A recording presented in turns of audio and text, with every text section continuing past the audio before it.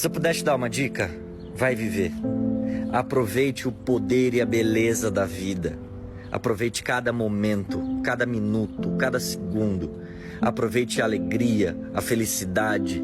Se deixe sentir a tristeza, deixe a lágrima cair, porque tudo isso se chama vida, com as alegrias, com as tristezas.